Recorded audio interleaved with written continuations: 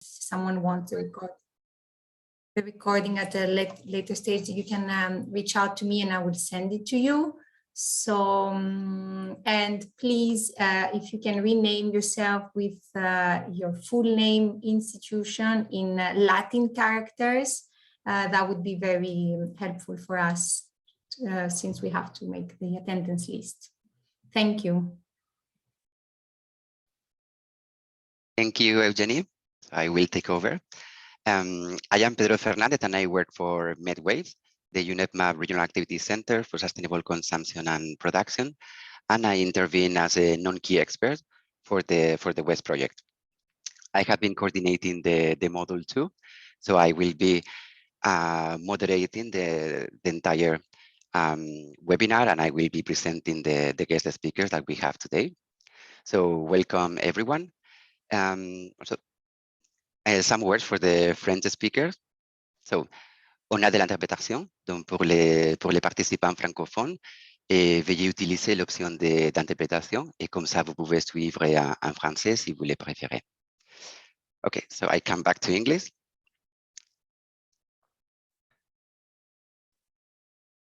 So we will start with a little recap from Module 1, that it happened the 12th of May, and that was coordinated by Mai, qui était coordonné par nos collègues from MIOXT, and it was an introduction on microplastics and the science of microplastics.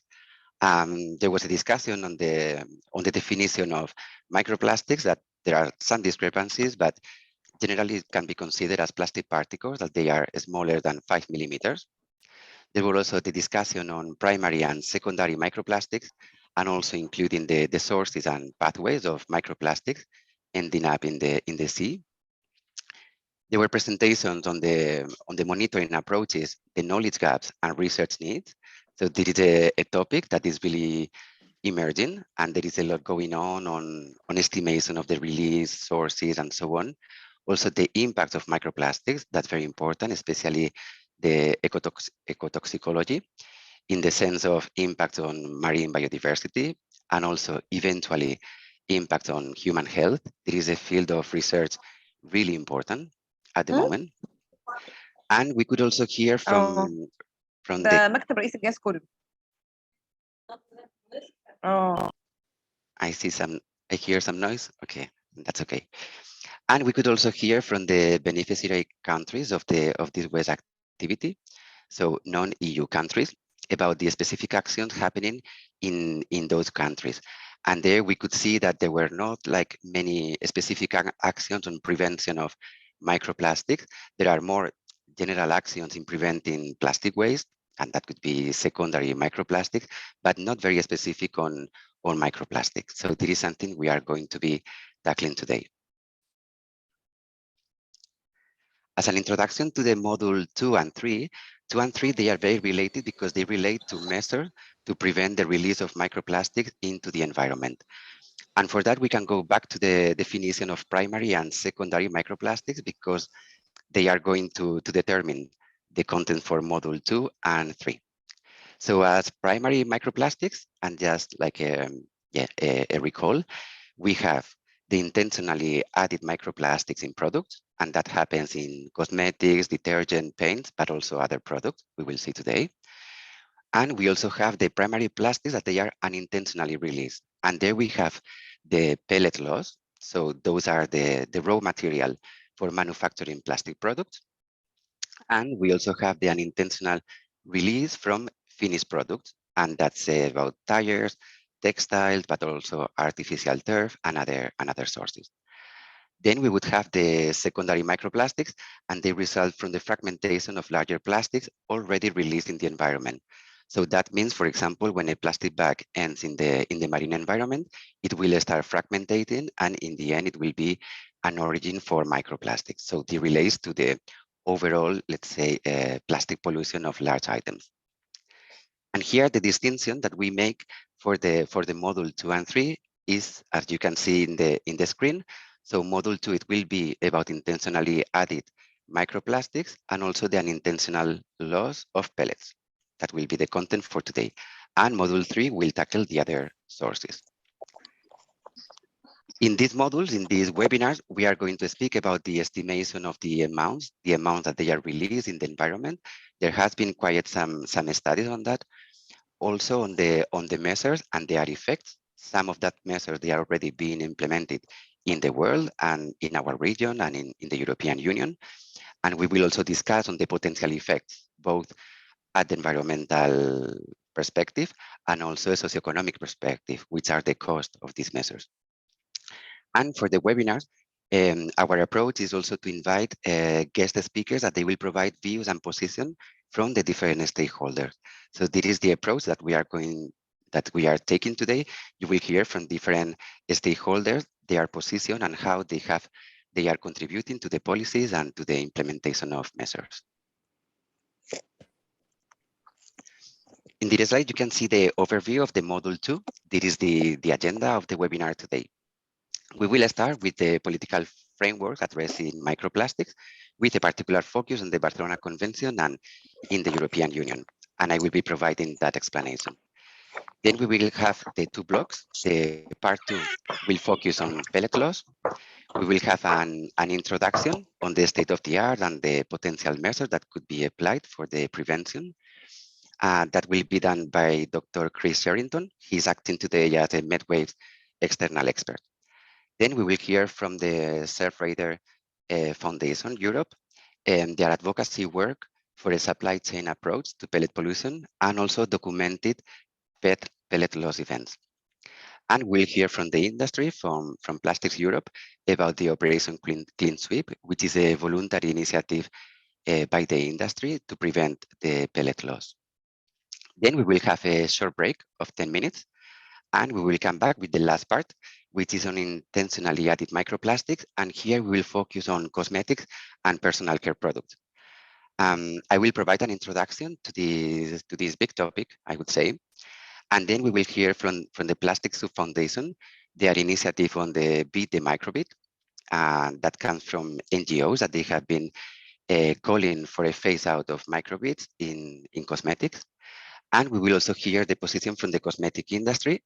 In this case, it will be the Spanish Association on Perfumes and Cosmetics. They will provide their position, and particularly in relation to the REACH restriction proposal. You will hear about that in a while. So before we enter into this very interesting topic, I would like to share with you an article that I read in The Guardian, and I found it very interesting. The article speaks why plastic pollution has become such a big thing in the world, so in the environmental, let's say, sphere, but also it's something that is becoming very popular, the issue of plastic pollution. And what I found very, very interesting in relation to microplastics is that it says that it's getting like out of our control. Like before, we could think that by improving the waste management, for example, separating and recycling better, we could control this problem. But the thing is that with microplastics, you will see that there are numerous sources. It seems that we have lost the ability to catch this problem. And this is something that I was thinking also, like in relation to climate change, it's provoking this anxiety, like what can we do when we cannot control the sources? So I think for the topic of microplastics, this is a very interesting perspective, and there are things that can be done, but it is not so obvious because the sources, they are very diverse and it is difficult to implement measures to prevent them. However, work is ongoing, and yeah, I think we need to be optimistic and study the problem and also engage ourselves in finding these solutions. So without further ado, we will start with the first part on political framework addressing microplastics and focusing on the Barcelona Convention and the European Union. Well, I introduce a little bit myself. I work for the MedWaves, and this is the Regional Activity Center for SCP from UNEP-MAP. And I have been particularly involved within the Barcelona Convention in policies for the prevention of plastic pollution and also providing technical assistance to a number of Southern Mediterranean countries. And through the WES project, I have been intervening also in the regional training on single-use plastics and also intervening of some of the national activities, for example, on promotion of EPR or reduction of single-use plastics. So we can start with the global political framework, and we will be later on explaining about the regional framework and also some national cases in the Mediterranean.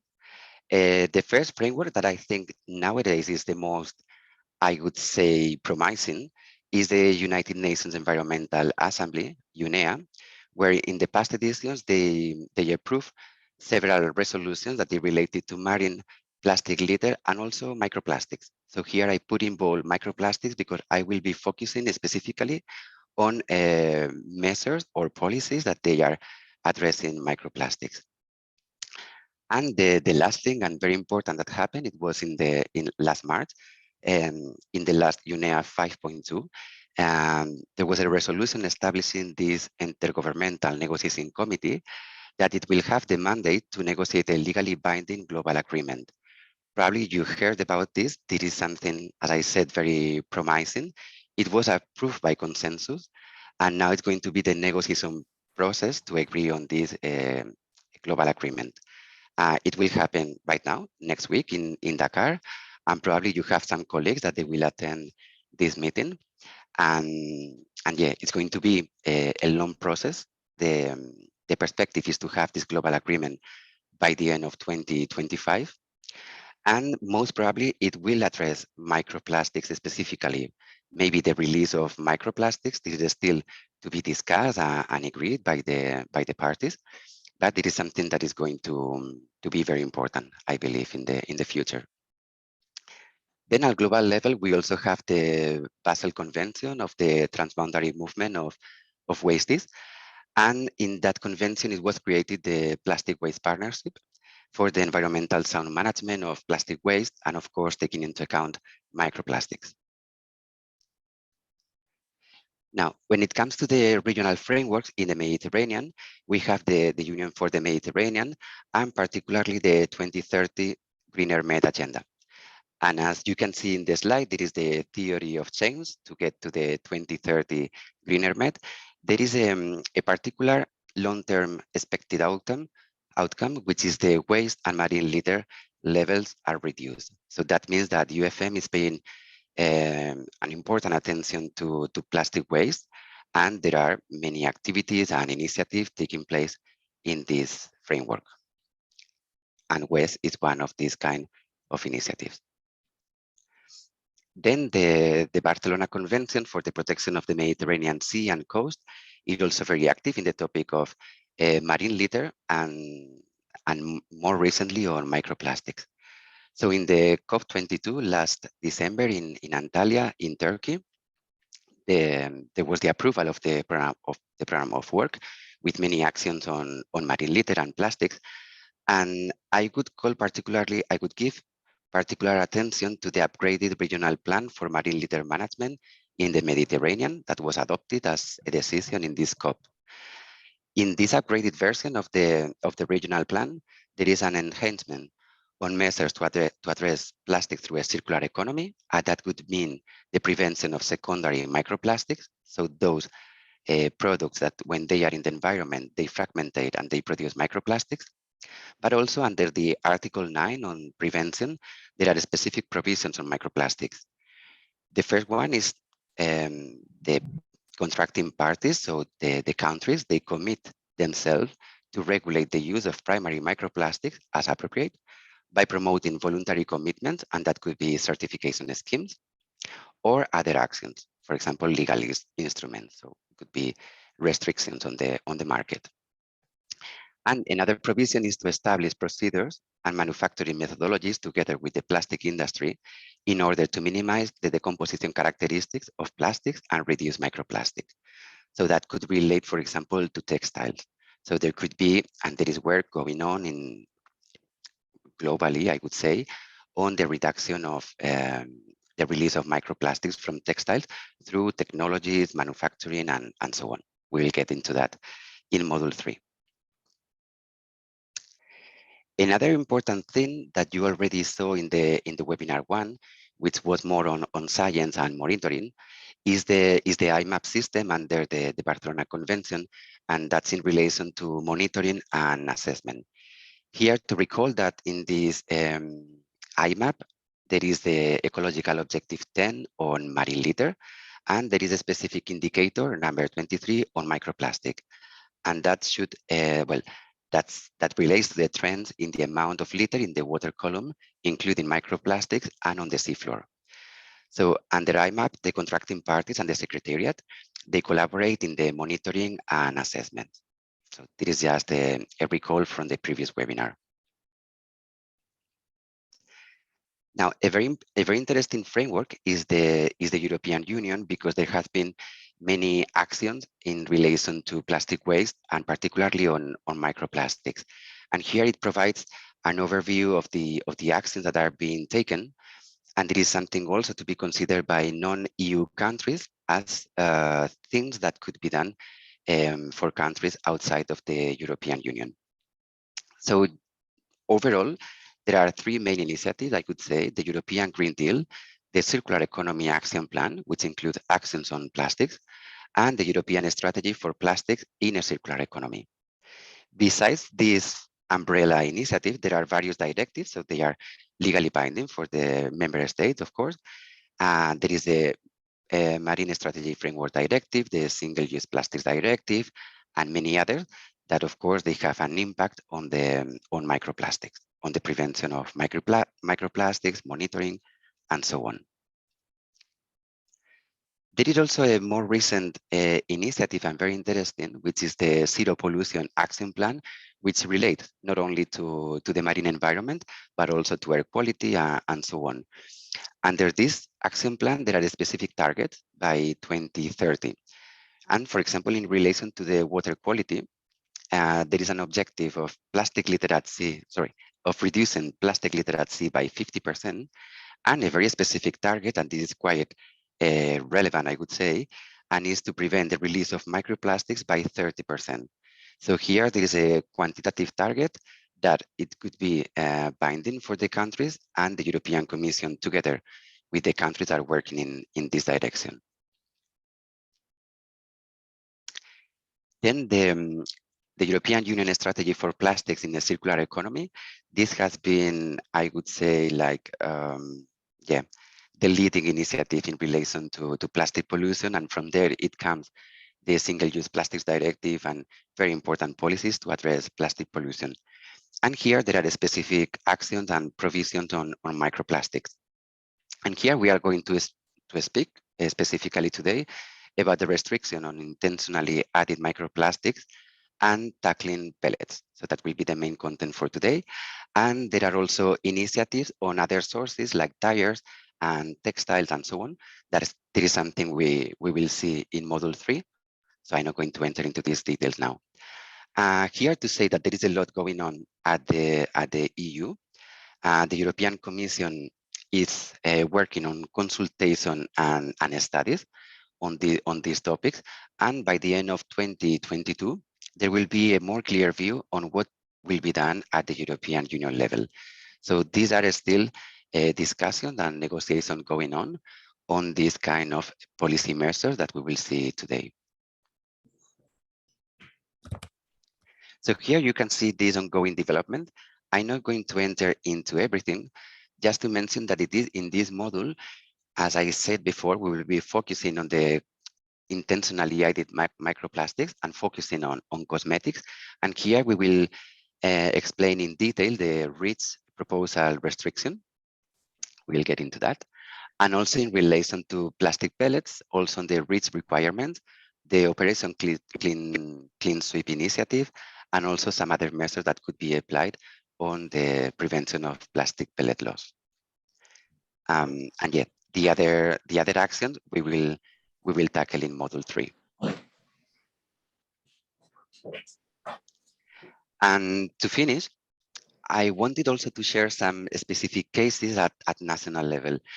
There are some countries in the world and also in the European Union and in the Mediterranean that they have already taken some measure on the prevention of microplastics pollution. And here I present you the case of France and Spain. In the case of France, in 2017, they had this, they adopted this decree that it's about the ban of rinse-off cosmetics. We will get to the definition of rinse-off and yeah, this kind of jargon for exfoliation and cleansing containing solid plastic particles. So that could be about banning microbeads in cosmetics. And this is not so obvious. We will get later into a discussion, but there was an exception for biodegradable microbeads in cosmetics. And for France, I am aware that it has been quite difficult to distinguish what could be a biodegradable microbead and what couldn't be. So even though there is this decree, the implementation is not so obvious. In Spain, we have a very similar situation with this law that it was very recently approved last month, and also it bans the introduction in the market of intentionally added microplastic microbeads, so below 5 millimeters. But then in the case of Spain, they are putting this a little bit on hold, waiting for the decision on the REACH regulation. As I said, there is a proposal going on. The process it is still not finished. And once REACH will adopt the final decision, this will be this will enter into force in Spain, but also other countries of the European Union. So with this, I will stop I will finish the presentation on political framework. Here we will have some time for questions or comments, and we will do the same for every part, for every block of the webinar. So now it's time if you have any question or any comment on the political framework, and then we will start with the part 1 on pellet loss. So now the floor is yours in case you want to intervene.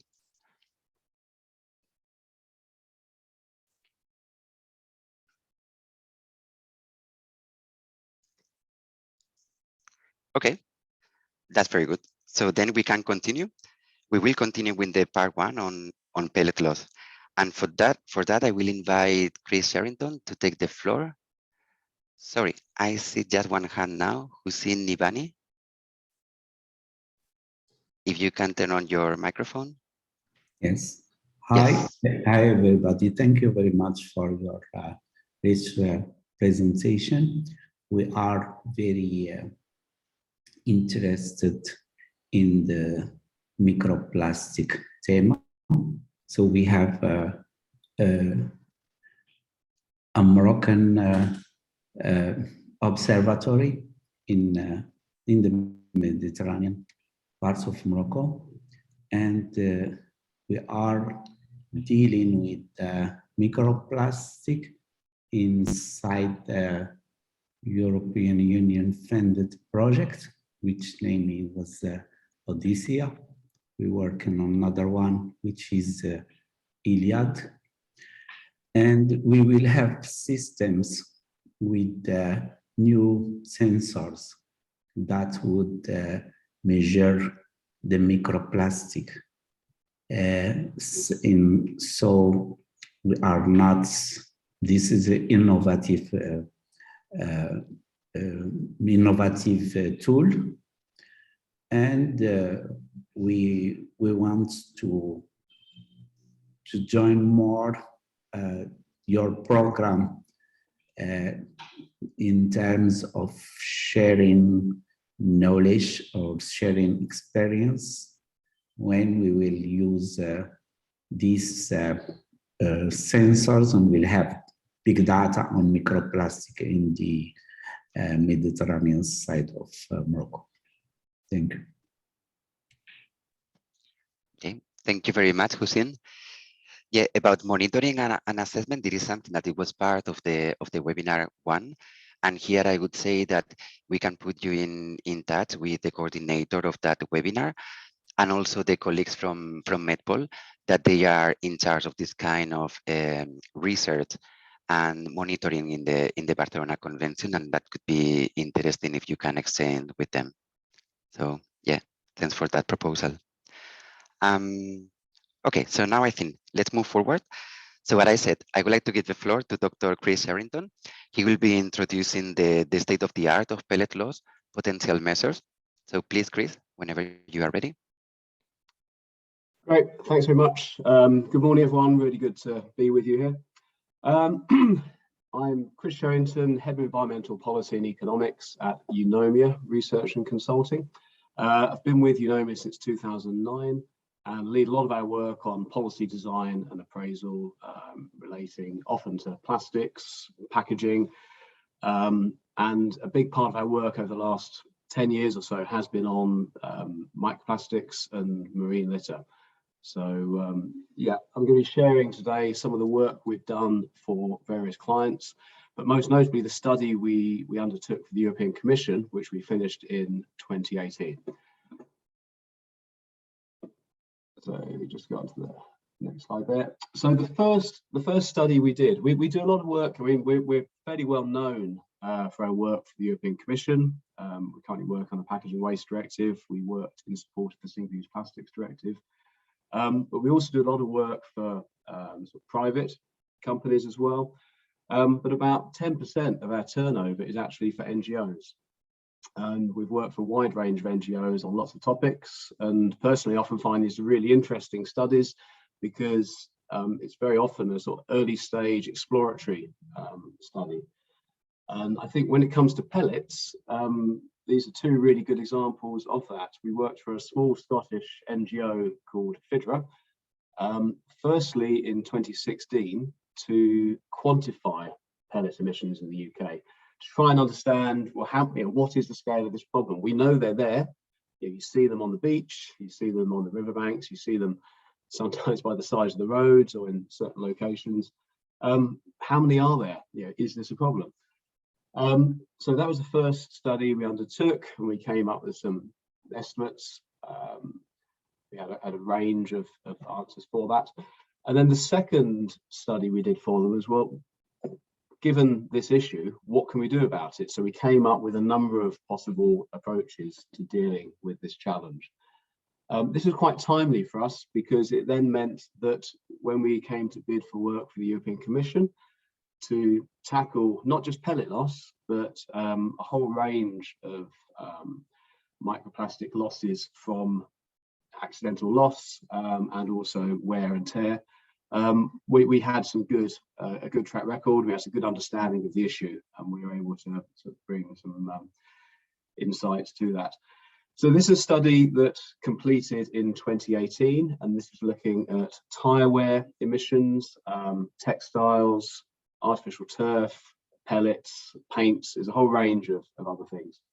And this is what we're going to be talking about mostly. Just to give you an idea of the scale of the issue, and I think particularly the scale of the issue relative to the magnitude of the political and public attention on it.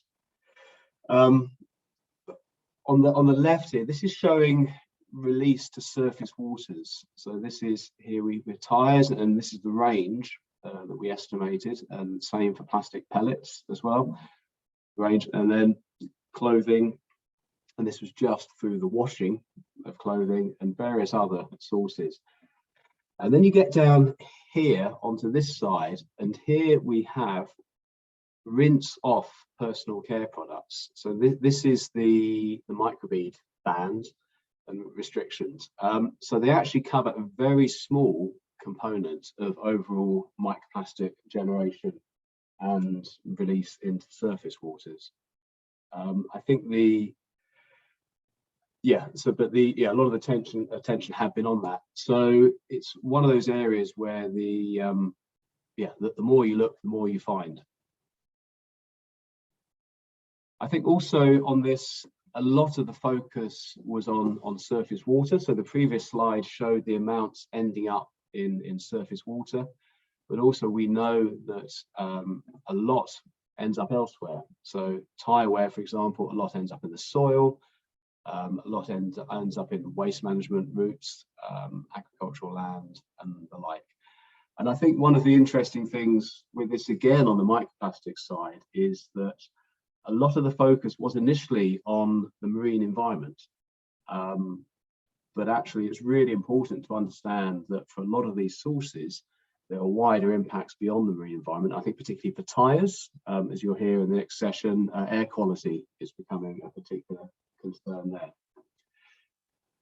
So based on those issues, we came up in the 2018 study for the Commission with two sort of broad options. So these policy options were containing a package of measures. And the first one was a series of horizontal measures that were very much focused within the EU. And this comprised amending the polymer production breadth. So this is under the IED. This is for the large production facilities where polymers are made and the pellets are made. It was to include best practice pellet loss prevention as best available technique in this. So that was one thing that would deal with the EU-based facilities. In addition, we described a regulation on the transport of pellets within the EU and a regulation on plastic converters within the EU. So this was one of the, a combination of measures within option one. And then option two was the one that we strongly recommended. And this was a regulation requiring accreditation of the supply chain. So this measure focused on the supply chain, all the routes up the supply chain rather than horizontal stages. And this is kind of working with the grain of the supply chain and control of that supply chain. So the approach here was, it's a regulatory measure. We note that there's voluntary efforts already underway. And again, this is back in 2018. We're not involved in the follow-up study to this with the Commission, which is being undertaken separately. But this is the information that we had at the time, the recommendations that we made. So this measure would go all the way up the supply chain from the end user of the product to the converter. And the end users in this case would be the brands placing plastic on the market. So the large producers, such as Danone, Coca-Cola, BMW, anywhere really that plastics are used. And one of the strengths of this measure is it's a familiar approach. It will be applied in a way that supply chains are already used to in terms of meeting quality standards, safety as well. So the way we envisage this regulation working was it would require those placing plastics on the market to ensure their entire supply chain demonstrates best practice measures. So this is building on what has already been put in place by Operation Clean Sweep and some of the standards of best practice in transferring when you go from transporting from one facility to another, all those things, making sure that that is undertaken by the entire supply chain. And in order to minimize compliance costs, the suggestion was that this should happen for those placing the largest amount on the market to start with. And the possible means of demonstrating compliance is the use of, similar to things like the timber regulations, you can have independent accredited standards organizations that undertake audit. So it's a fairly light touch approach. And then you have the national regulators and the Commission could have oversight of those undertaking the audits. So trying to make sure we get the most effective regulation here, but without unnecessary red tape. So as I mentioned, in principle, this is something that can be applied to all end users, anyone placing any plastic product on the EU market. But it would be sensible to start with the largest businesses, and ultimately it might well mean that some of the smaller businesses are effectively covered once the larger businesses have ensured their supply chains are compliant. Based on Plastics Europe data, we know that packaging is the largest single end-use market, followed by building and construction, the automotive, electrical electronics. So again, you might well start with packaging as a means of getting this kind of thing in place. So just to give an idea of how it might work, if you have a large grocery retailer, and then up the supply chain, you have the supplier of the packaging, so the plastics converter, and then the logistics providers that are transporting any sort of pre-production plastics before that, all the way up to the polymer supply. So this is a very simplified diagram of what is a really very complex supply chain. And actually the complexity is a really good reason why this kind of vertical approach is better than a sort of one where you're trying to horizontally regulate.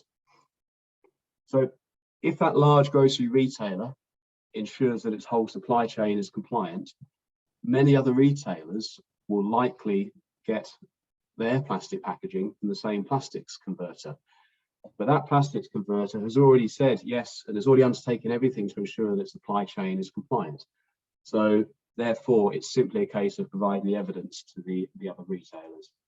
And in the same vein, the other sectors where plastics are used, so vehicles, electricals, building and agriculture, many will use the same plastics converters. And generally, as you broaden the scope and as you get to smaller producers, the additional costs of ensuring that compliance is demonstrated should be reduced.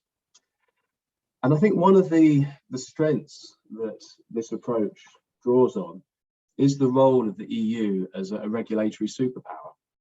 So while the EU is it's not a superpower in the conventional sense, but a lot of the regulation that is put in place is either sort of copied elsewhere, or it's, as in this example, it requires compliance from overseas supply chains. The market is big enough to bring about this change, and this is something where action at the EU level can lead to the transformative change all the way across the world, really, and can help to prevent pellet loss, not just within the EU, but outside the EU as well. Thank you. Thank you, Chris. Thank you, Chris. And actually, sorry, I forgot to mention something important, and it's like I really would like to thank all the guest speakers today. It was very challenging to put this agenda together and to have all these excellent guest speakers. So I hope everyone will enjoy their intervention. So thank you very much, Chris, for providing the overview on this topic. And we will continue with the two other presentations, and then we will have the time for the discussion and comment on the pellet loss issue. So now we move with Lucy Padovani from the Surfrider Foundation Europe, and she will be explaining the advocacy work that they are doing, and also explanation of some accidents of pellet loss in Europe. So Lucy, whenever you are ready. Okay, thank you. So I'm just going to share my screen with you.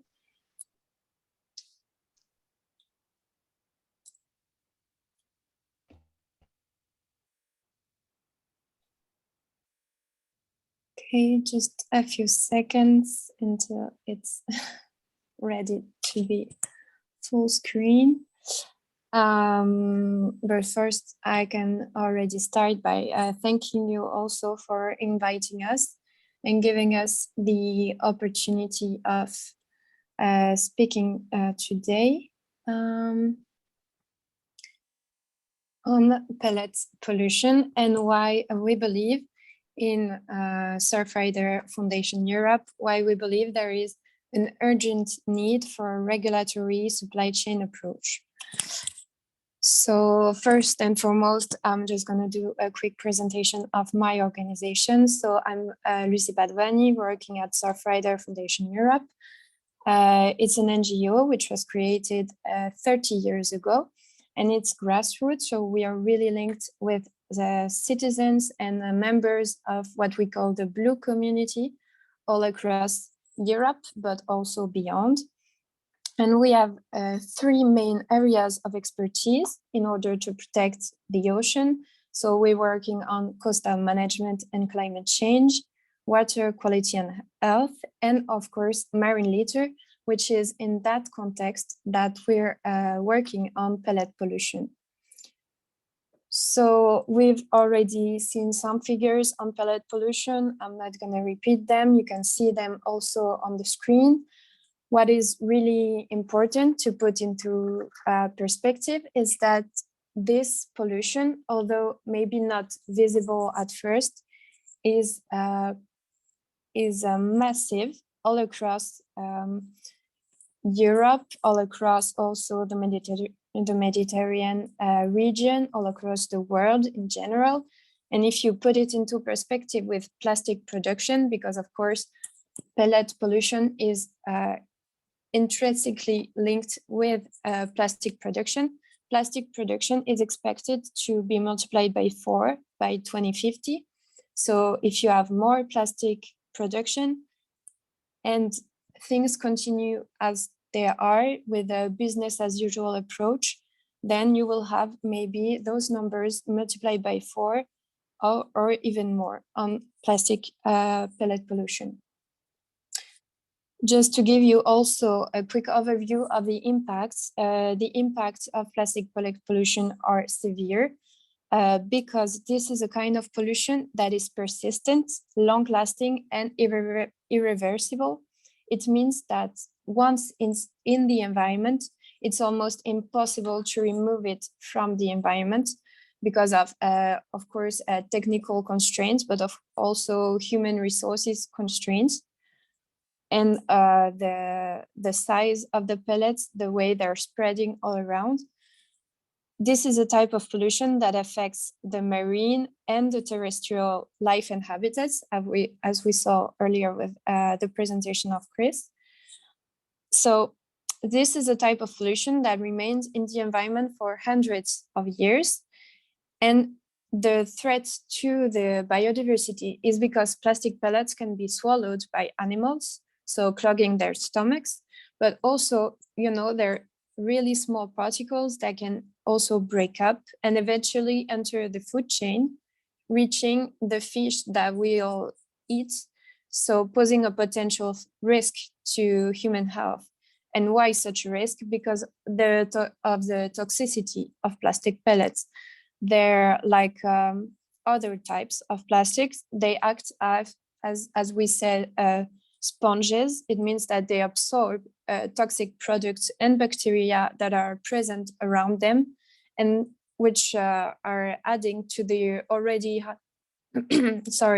harmful additives that they contain already. So we've made a video on this issue, which I'm gonna start for you now.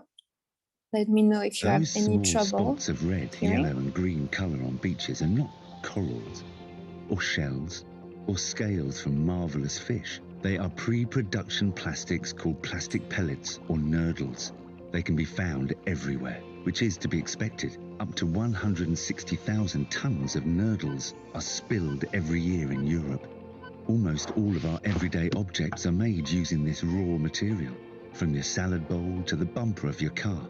These plastic pellets, which can also be in the form of flakes or powder, with highly varied colours and compositions, have major impacts on the environment given their very small size, under 5 millimetres. They are released at every stage along the plastic supply chain, during the manufacturing, transformation, distribution and recycling, due to poor industrial practices, lax handling or transport accidents. In May 2021, a container ship that had caught fire spilt tons of these microplastics onto Sri Lankan beaches, a veritable plastic spill.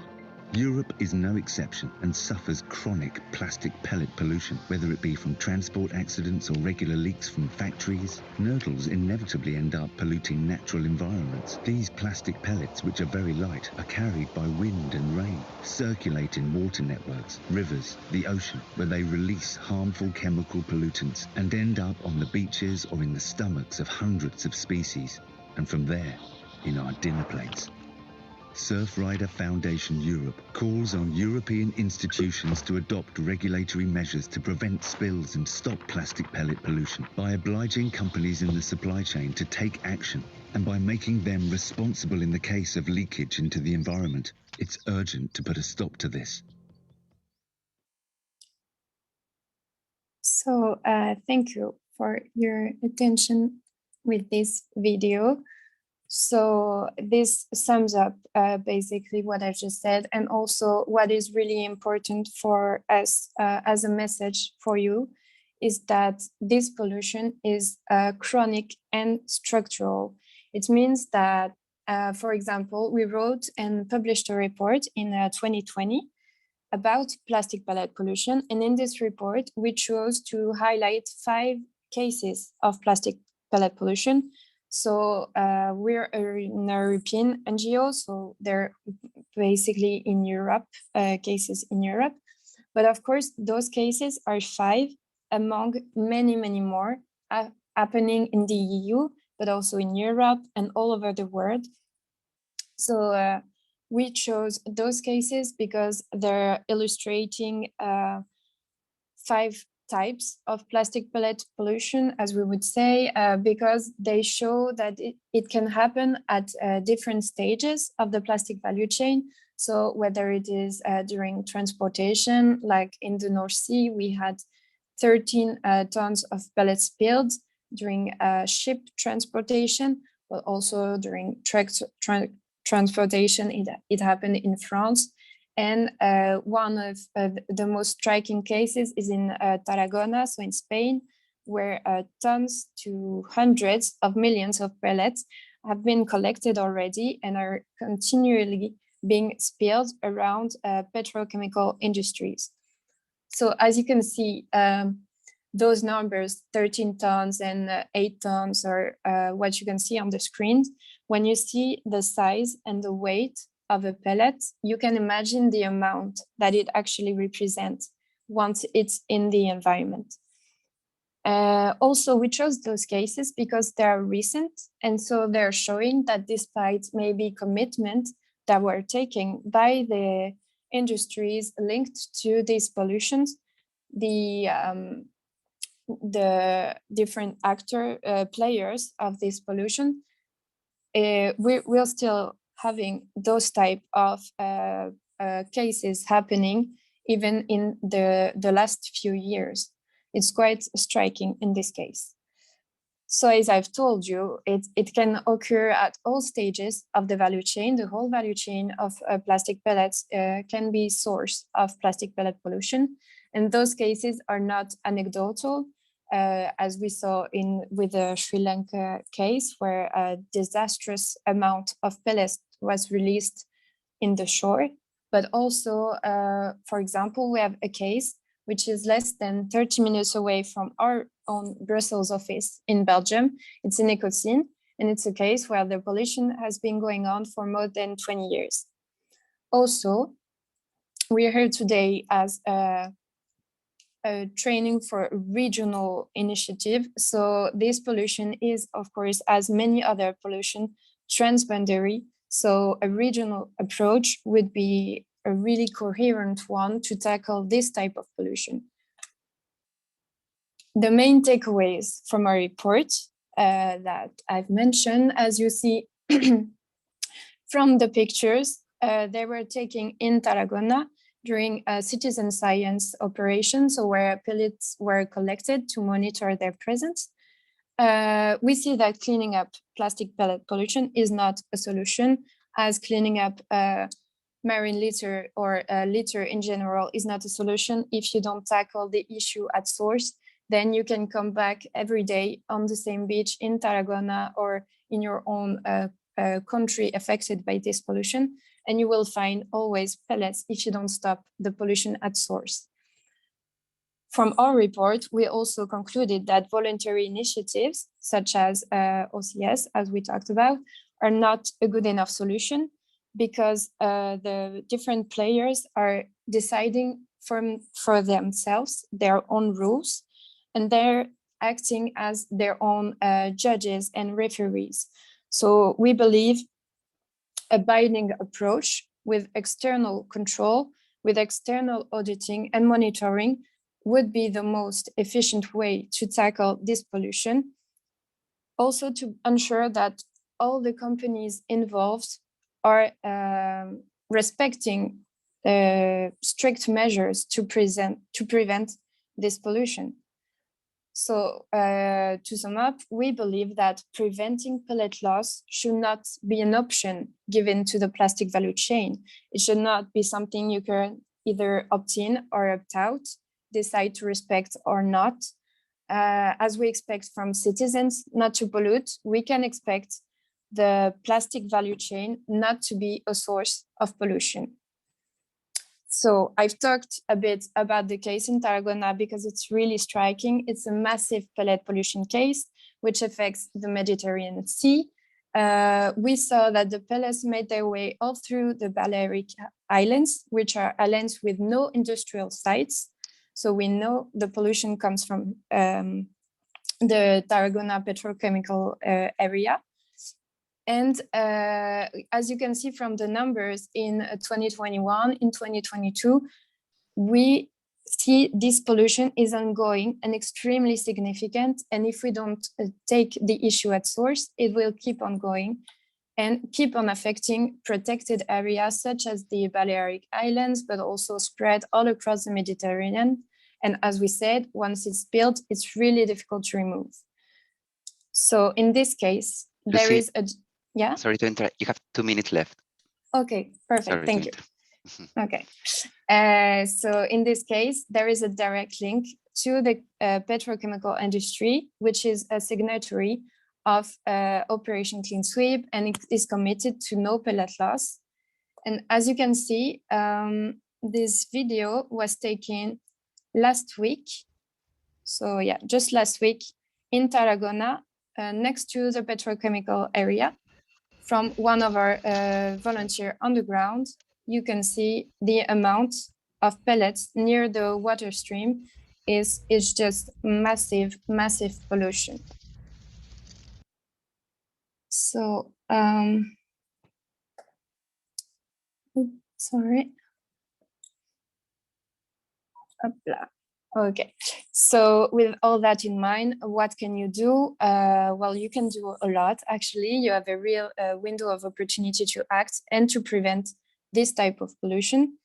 Of course, in Surfrider Europe, we're asking for binding instruments at EU level, but we're also really asking for binding instruments at all levels, so regional and national level. Binding measures that should apply to the whole plastic value chain with effective and external control and auditing. You can also see on my slide a list of the type of measures that we're asking for. But of course, if you need any clarification or if you have any question, I'm available at the end of the presentation. And so I would like to thank you for your attention, but also for your will to be here today to learn more about this pollution and hopefully in the future to take action against this pollution. So thank you all. Thank you, Lucy. Thank you very much for being here today. So now we are going to go with the last presentation from this part on pellet loss. This is going to be Hervé Millet from Plastics Europe. He is Director of Climate and Production, and he will be explaining particularly on the Operation Clean Sweep that has been mentioned several times already. So Hervé, whenever you are ready.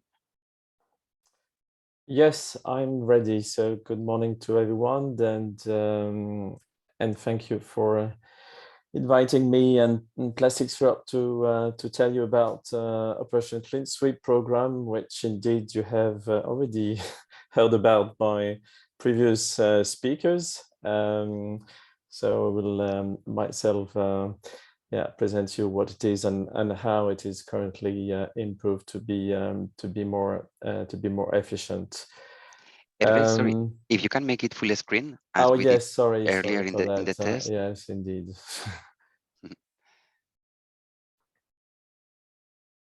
Yeah, is it better? Perfect. That's perfect. Okay, great. So actually, the question of pellet loss is indeed a question that our industry is taking very seriously. First, because as it was previously said, plastic pellet represent the second source of primary microplastic pollution.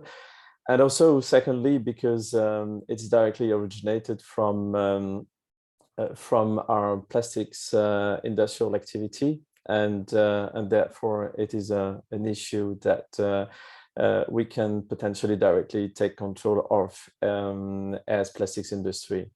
So when I refer to actually plastics industry, and it has been highlighted several times before, I really mean the whole plastic value chain. And as you can see it on that screen, it is true that already high environmental safety and quality management controls are already applied throughout the plastics industry.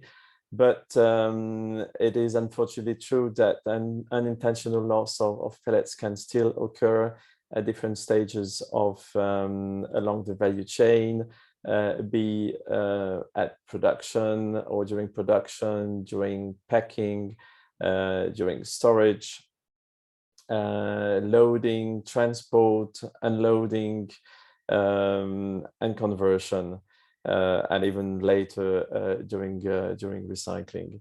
And at each of these stages, the leakage can result in pellets eventually entering the sea. So it is really the duty of each actor of this value chain to take the necessary measures to avoid that leakage. So that's exactly because it damages the environment as well as its reputation, that our industry has started to propose solutions in Europe a few years ago. Actually, in 2013, Plastics Europe created the Zero Pellet Loss program on this issue within the value chain, and make pellet containment a priority for any actor. But in 2015, to align and concentrate the global industry efforts and a common approach, the Zero Pellet Loss initiative was integrated into the Operation Clean Sweep program, which is actually not new, because it was a program developed in the early 90s in the US by the Plastics Industry Association.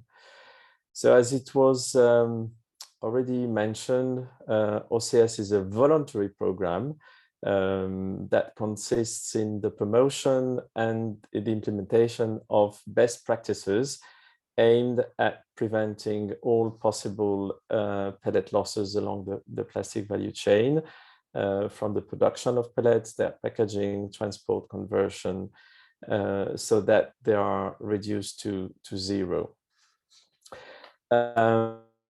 Since 2015, Plastics Europe has become the main host of the OCS program in Europe, and actively encourages all pellet handling companies, as well as other associations from the value chain, to commit to the program and prioritize its implementation across all industrial sites. So by signing the European OCS pledge that you can see on the screen, each pellet handling company recognized the importance of preventing spillage into the environment and commits to the following 6 actions. So the first one is improve worksite setup to prevent and address spills. The second is to create and publish internal procedures to achieve zero pellet loss goals.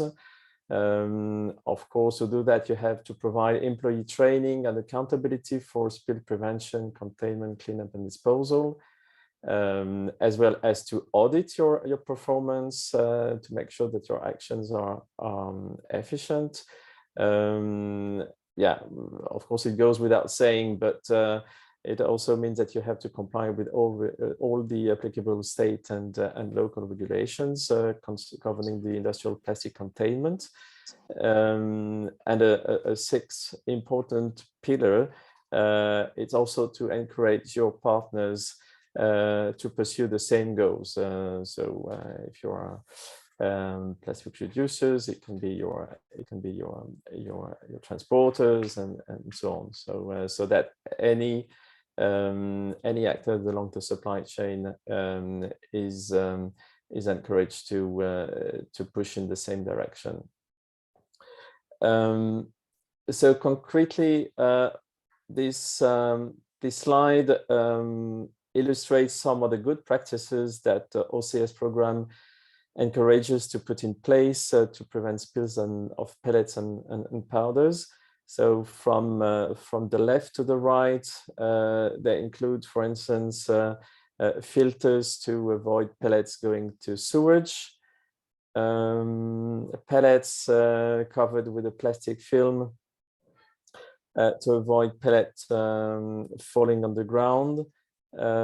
It can be also sleeves to avoid ripping plastic bags on pellets when loading, as well as truck cleaning systems to remove pellets or powders from the top of the truck when loading, or put in place some sweeping or vacuum cleaners to clean the floor in the case of leakage and recover the pellets and powders. All these recommendations, as well as some others, are provided in the form of OCS manual on how to deliver against the six actions. This manual is based on collective learnings and aims to support companies to achieve excellence in implementing the necessary measures in accordance with their own specific setup. And in addition to the manual, several other tools are made available for free to any company wanting to tackle the problem. And these tools can be checklists for both employees and managers to conduct site and equipment audits, OCS promotion materials such as posters, videos, and flyers to raise awareness among your personnel, or specific communication tools for truck drivers that have been developed quite recently. And all these tools can be found on OCS European website, of which address is written on the slide, and where any company or association that wants to join the program can register and sign the pledge online. Where are we now in the development of this program in Europe? From its launch in 2015, as you can see on the chart, it has progressed continuously thanks to a growing awareness of all actors along the supply chain. And up to date, there are more than 1,600 companies, sites, and associations along the entire value chain that have joined the OCS program. Logistics and converters are the sectors with the highest new signatories. And when it comes to plastic producers, since 2019, it's become, or be an OCS signatory is a statutory condition to be member of Plastics Europe. And to be noted, we have also a few ports that are signatory of OCS, including the Port of Antwerp that had been mentioned by the previous speaker, and that joined in 2017 with a dedicated action plan, and which demonstrates already some improvement, some progress in pellet leakage. And you can also find the report, the specific report on this action plan, also on OCS website. Then that being said, it's not because the industry has voluntarily, let's say, taken the responsibility to address this question, that the external stakeholders, such as regulators or NGOs, necessarily believe that it's the best and most efficient solution. And we heard that from Surfrider just before. So there is always the question about the efficiency of a voluntary program. and credibility is a key aspect of any voluntary program, and including OCS. So that's the reason why in 2020 the plastics industry has wanted to go a step further by developing an associated and dedicated certification scheme. And this certification scheme is really aimed at documenting the compliance of the different companies with OCS requirements targeting the minimization of plastic pellet loss, and to support and harmonize and quantifiable implementation of the OCS program. So this certification scheme is jointly owned by Plastics Europe and by UPC, so the European Association of Plastics Converter, but also following the OSPAR recommendation, is developed under the supervision of a multi-stakeholder group, including representatives of national authorities, of NGOs and certification bodies, and also from industry. And the certification is applicable to producers, to converters, to logistic providers, and could as well be applied to other value chain actors such as recyclers. So it has been developed on the basis of the 6 commitments of the OCS pledge that I presented you before, and that have been translated into mandatory requirements. Actually, there are quite a lot, called essential requirements that will need all to be passed to be OCS certified. So it's really a pass and fail system. And each requirement has itself been translated into specific questions forming the audit checklist that will allow the third-party auditor to check compliance of the sites that will be audited. So it will work as follows. So it is how the targeted organization of the certification will look like. It will be based on core common requirements applicable to any actor of the value chain, be producers, converter, or transporters. That will apply, so that will apply to every actor, and it can be complemented by a specific requirement that will be only applicable to certain type of actors. And we have developed modules that are compatible and that can be integrated into existing certification schemes, such as the ISO 14001. Or that can be audited in combination with such standard, but it's not mandatory. It's not, and the system can also be a standalone third-party assessment for companies that don't have such management system in place. So companies that will be certified will then be listed on a dedicated public register, which is distinct from the list of OCS signatory that you can find already on OCS website for the moment. So what do we target, and where are we now in the launch of this certification scheme? A public consultation is currently running until the end of the month, so until the end of May, that anyone can comment.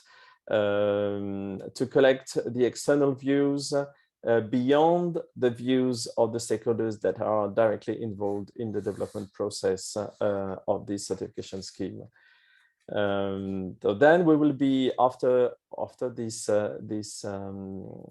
consultation, we'll then be able to finalize the requirements and checklist, select the certification bodies, train them with the objective to launch the certification most likely around October, and definitely before the end of the year.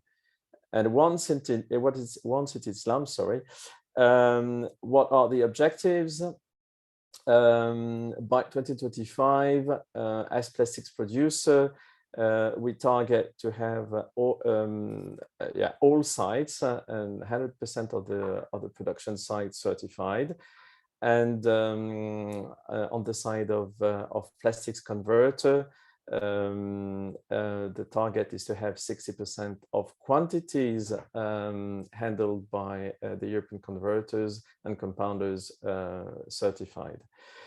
And after this first certification cycle, that will allow us to acquire some experience on how it works. Then we will amend and improve the system in view of the future certification cycle to make it even more efficient. So thank you for your attention, and I'm ready to take some questions, if any. Thank you, Hervé. You were perfectly in time. I was about to tell you 1 minute left. So thank you very much for sticking to the time. So I would say, like, personally, very interested in all the three presentations. Now we will have some time for questions and discussion exchange. I can see in the chat there is a first question from Awatef Messai from the Ministry of Environment in Tunisia. And it's about, well, it's for Surfrider, Lucy. And she wants to know about whether there are fines for the companies that they are at the origin of these pellet laws. If you can tell us about when there is a documented accident, whether there are fines, like who is taking the responsibility to ask for liability. Well, thank you for this question. I would say for now, it depends on mostly on national legislation. So it depends in its case. And with whether a suit was filed, sorry. So it depends in those cases. As you see, so the Tarragona case, for example, for now, no fine has been demanded and paid for this pollution. As in the case of Ecosyn, the city is trying to file a suit for this issue, but it's also a bit difficult, you know, given the magnitude of the pollution and the industry in the city. So yeah, I would say it would depend, and that's why in our hand for Surfrider, we're asking for EU legislation on that issue, so that we will have a coherent and harmonious law for this, and then a state would decide, like the amount asked for with the fines. But we would like for it to be penalized at EU level, and of course at European level, the regional level, all levels, really. Thank you. Thank you, Lucy. Well, if I may complement. Can I just add, Pedro, that there are cases in the US of some fairly significant fines for pellet loss. There's things, if I just put it in the chat, I'll just put the URL. I just found an article, not sure it's the best one, but it's a sort of Texas facility, sort of Formosa was the company, and they were fined a series of fines for sort of pellet loss. But obviously the US is much more litigious than sort of the EU generally. Okay, thanks for that information, Chris. Yeah, I also have a comment question also for the participants in this webinar, from the Northern Africa, Middle East, and the Western Balkans. And it's whether, I mean, I understand Plastics Europe is acting mostly in the European Union, are not outside. So I would like to hear from some of the participants whether many of them, they also come from national authorities, whether they would think it would be something to promote in the industry, because there is an important industry in the south, particularly in Egypt or Algeria, for example, whether they would be willing to promote this kind of initiative in their countries, or whether associations like Plastic Europe could collaborate with the industries in the south to promote this kind of approach as a first attempt to tackle pellet loss. Does someone want to intervene? Or maybe Hervé, also your view on that. Yeah, I can quickly comment. Actually, it's true that Plastics Europe, let's say, sphere or responsibility and action is mainly Europe. But OCS is, as you saw, is a global program. Which started in the US, which has been developed then in Europe, and that could apply to any region in the world. So actually, it's any company active in any country can say adhere to the program, take benefit of let's say of the communication tools that have been developed. We have already some contacts with some associations, plastics associations outside of Europe, yeah, not in a formal way of implementing let's say a clear roadmap in terms of implementation of this program in those regions, but that's something which is perfectly doable, and we have also a plastics global organization which is called World Plastic Council, which could also play a role in doing so. Very good. Could I add something there? Because I think, and that's one of the benefits of if the European Commission adopted the supply chain approach. It builds on the really good work that OCS is doing in terms of best practices. It's in line with sort of industry best practice. But also, if you have, in terms of near neighbours of the European Union, if you have companies there supplying the European end market, they will be within that regulation, that as if they want to continue supplying the European market. So that will drive change, and I think that will then help others in other. It'll make it easier to then regulate other facilities as well, because it just raises the standard.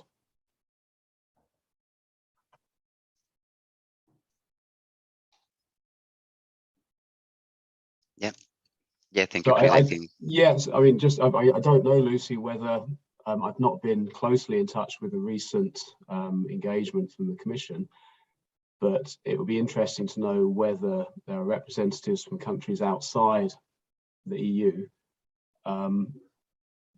adding their position on the different options for pellet loss regulation.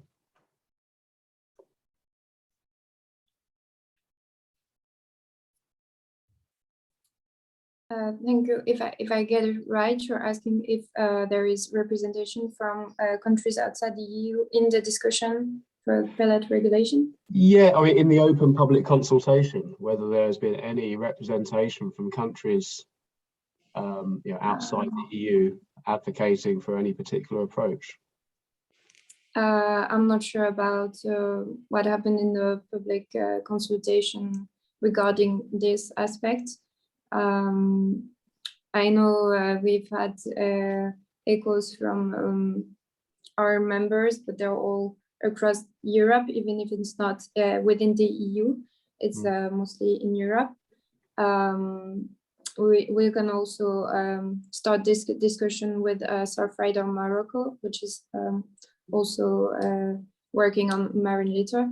But I would say for now, from the discussion we've had in the stakeholder meetings, it's mostly still a European discussion on this issue. Yeah, I would say given the extent already of what's happening in Europe, maybe there,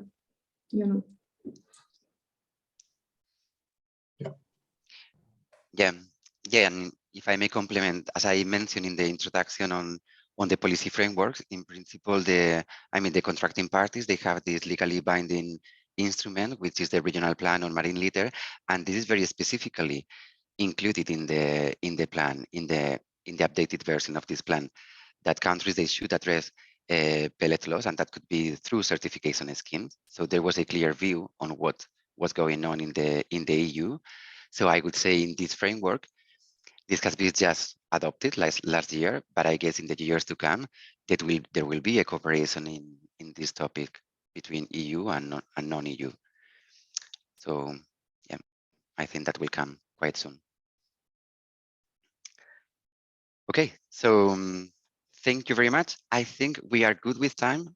We can take the short break of 10 minutes, and then we will come back with the other part of intentionally added microplastics in products.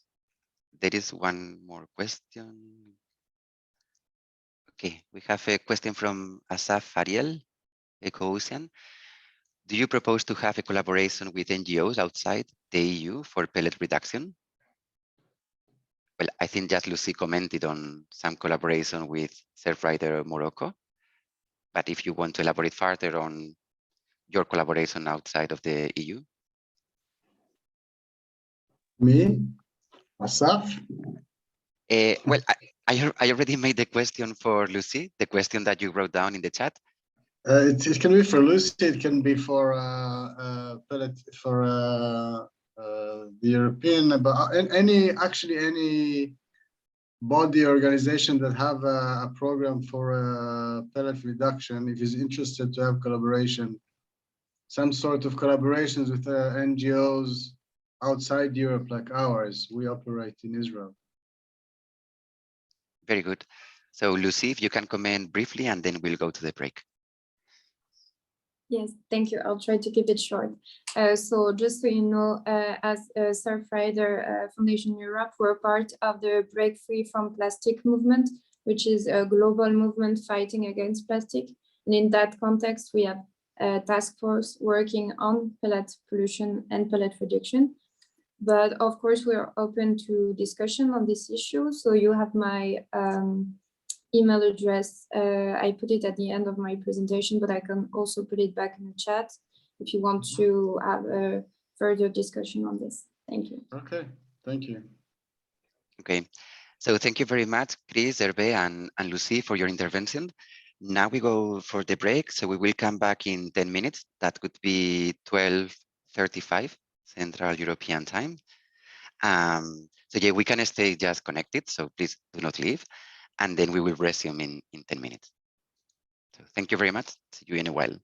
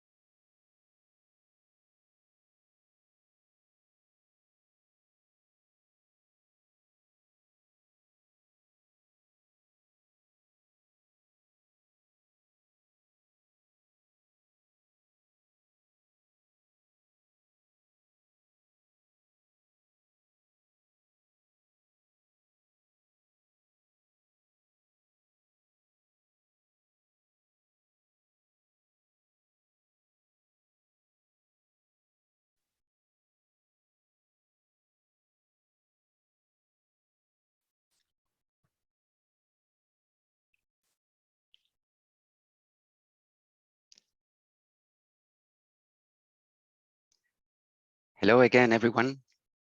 We are back. Bonjour à tous. On va reprendre dans quelques instants.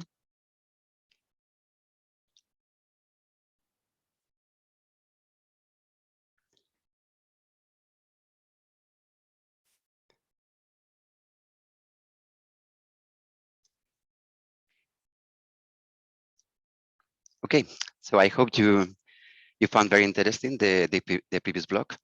I did. Yeah, pellet loss is quite an important source of microplastic pollution globally and also in the Mediterranean, of course. And now we are going to move to another subtopic, I would say, on the microplastic issue. And that's about the intentionally added microplastics. And we will focus on personal care products. You may have already heard the word microbeads. So very often, these kind of microplastics, they are referred as microbeads. So they are particles that they are intentionally added in products, and they provide certain properties to these products.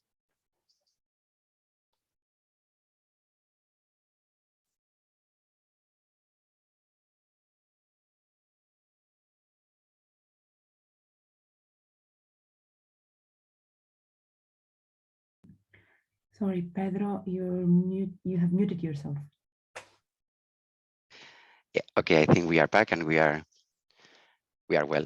Okay, so yeah, I will provide this introduction and then we will have two experts in the topic that they will provide further insights.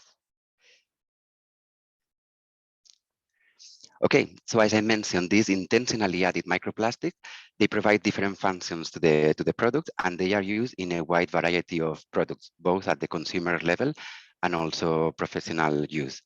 So you can see in the list, there is almost everything in there. So there are products used in agriculture and horticulture, cosmetic products. As I said, we are going to focus on this specific category, both for rinse off and leave-on products. And I will get later on that, on the distinction of these two kind of products. And then they are also in detergents and maintenance products in paints, coatings, medicinal products, and so on, food supplements. So they are in many different products. But as I said, the topic is quite big already. In this session, we will focus on cosmetics. And in case there is something that you would like to know more, we can try to adapt and to tackle that in the discussion. So in this topic, the European Commission, they commissioned one study to this consultancy, Meg Foster Wheeler, and they were in charge of studying the state of the art of the intentionally added microplastic in products, and also to explore the different measures that they could be applied. From a first literature review, they found more than 130 synthetic polymers that they were using in this product. And you could find some of the, let's say, most known polymers like polyethylene, polypropylene, and so on, but also others that we may not be that familiar with them, but they are also important in this topic. For example, the polymethyl methacrylate. They are quite difficult to pronounce, but here just to mention that there are many different polymers being used by these industries, and they are used in a wide category of products. Then in this study, they couldn't tackle all the different polymers, but they selected some of them for different reasons. For example, in the case of polyethylene, it's because one of the polymers that is mostly used in many applications, but also for some other polymers, and here is where I put the exclamation mark, they also consider the concern, the hazard component, the hazard aspect of some polymers. And here is very important to consider that, and we have repeated that in several times, is not the effect of the polymer in itself, but also the chemical additives that they are related to these polymers, and they provide those functions to the products. So here, for example, in the case of polyurethane, the hazard component is important, and that's why it was further explored.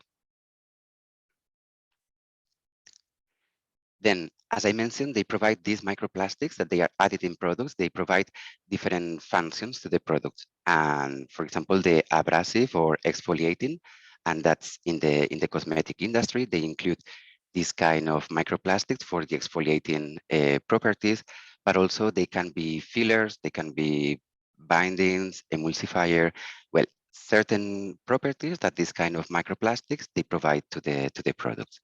So also here the topic is quite wide. Now, the releases of microplastics to the environment, so is not only in the marine environment, but also generally in waterways, soil, and even the air.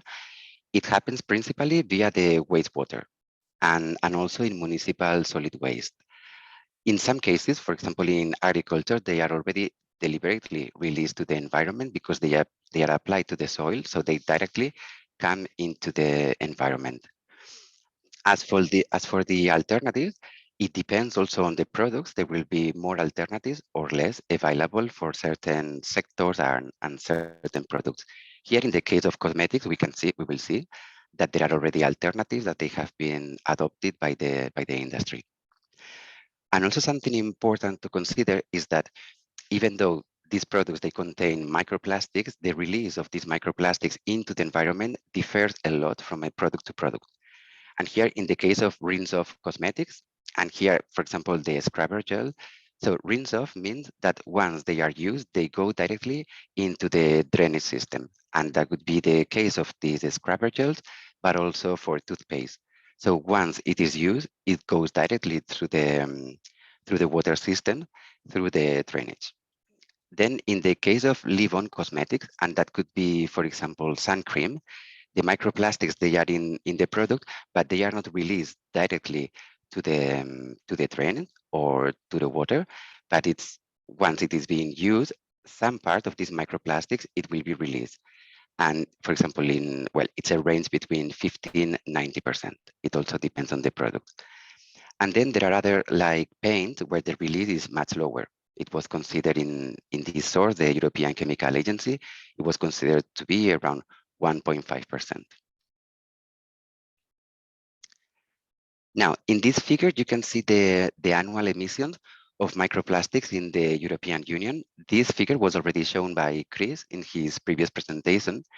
And here, there are the different sources of microplastics in the environment. And in blue, you can see the intentionally added microplastics with the different products, let's say.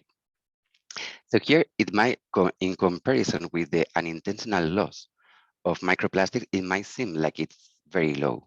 And it is true that in relative terms, is much lower. However, as you can see in the screen, the estimation of release is in the European Union is 36,000 tons per year. And that to have an order of magnitude, that would be around 6 times the present size of the Great Pacific Garbage Patch, or the release of microplastic that could occur out of 10 billion plastic bottles. So even if relatively it might seem like a small release, it is still very considerable. That's why at the beginning, I already mentioned that this problem is huge and the sources are very diverse. And yeah, all the sources, I would say they are important to be tackled when there is this opportunity to implement measures on them. In the case, speaking about measures, what is being done in relation to these microplastics added in products, a very relevant action can be found in the European Union through REACH. REACH is the European regulation on registration, evaluation, authorization, and restriction of chemicals.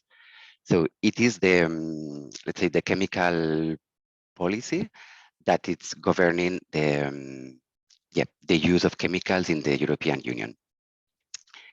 In this context, the ECHA, the European Chemical Agency, submitted a restriction proposal that it considers 3 types of measures. This restriction proposal applies for the intentionally added microplastics. And depending on the products, there are some measures that they could be applied. The first of them could be the restriction on the placing on the market. So that would be a ban. And that will be for the products where inevitably there will be a release in the environment of these microplastics. For others, it will be more about labeling requirements. And they also include reporting requirements to have better knowledge on the risk that this kind of products and an ingredient may have in the environment. In the restriction proposal, there has been quite a comprehensive study on the effects of this measure, and they have estimated that 400,000 tons of microplastic could be prevented over a 20-year period implementation. So that could mean a reduction of 85 to 95% of those releases, and that would have a cost of 9.4 billion at the European Union level.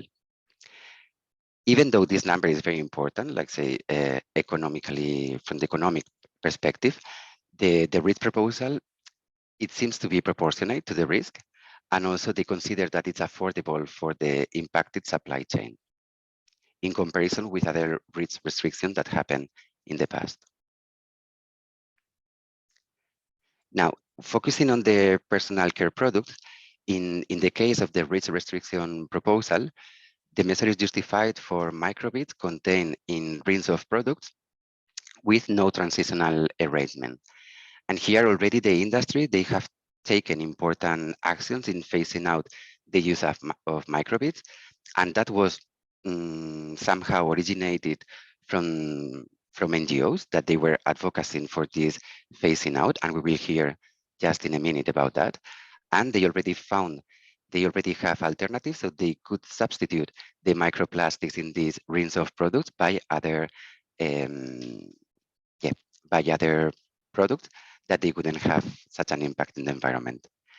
In the case of other rinse of products and leave-on cosmetics, the REACH proposal is to have a 4 or 6 year transitional period, so the industry would have time to adapt to the new rules. And we will also hear from the Spanish Association on Cosmetics on the position of this kind of transitional period. In relation to the alternatives to the microbeads, there is something that it existed in the market, I would say, already forever. I mean, this kind of product, before plastics became something very normal in our lives, they were already natural products that they were being used in products for personal care. So here we have a wide variety. They are organic substances like waxes, or also starches derived from corn, tapioca, or carnauba. And there are also inorganic materials such as silica or clay that they can be applied to the product. And for example, they could provide exfoliating properties. That's why the industry already adapted to this upcoming regulation, and also on a voluntary basis following this advocacy work by NGOs, and also following some policy measures that they were being adopted by some countries. So here I leave you two references that I find they are very important in relation to this topic. One could be the restriction proposal by the European Chemical Agency, and also the study that it was previous to that from this consultancy that they did for the European Commission to know the kind of measures that they could be applied. So those are further readings. This was just the introduction for this session. And here we have to invite the speakers that I thank very much for being here. We will have Jeroen Dajebos from the Plastic Soup Foundation in the Netherlands, that they have been advocating for phasing out microplastics by the cosmetic industry. And we will also hear from Raquel Santos from the Spanish National Association of Perfumery and Cosmetics on the actions already taken by the industry, and also their position in relation to the REACH proposal. So that's all from me. So now I will give the floor to Jeroen. I hope you are ready.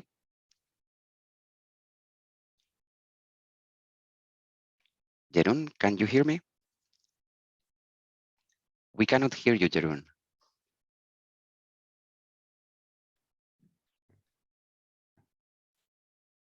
We cannot hear. Your micro is activated, but there is something.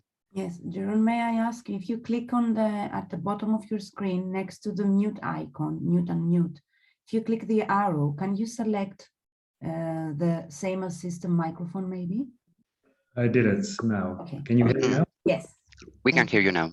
Perfect. Yeah, then I'm gonna share my screen. There we go. Jeroen, please also share the audio because I know you have a video. So if you share the audio, we will be able to hear. I have to share the audio. Yes. Maybe The moment you... Sorry, Pedro, you want to explain? No, Magda, please go ahead. Of course. Yeah. I know you're an expert already. I've seen it, so I don't want to interrupt. Jeroen, may I ask if you can stop sharing the screen for now, and you can... Yes, thank you. So when you click the green icon share screen, before you will have a pop-up window, and then you select the application that you want to share. And at the very bottom of this pop-up window, you have one option saying optimize sound option or something like this. At the very bottom, it should be the first option. Optimize. Yes, if you click that one as well, and then share the application that you did as you did before. Thank you. Oh, I need a password. I need a password that's asking for. To optimize the sound, to share the sound. Please restart your audio sharing application.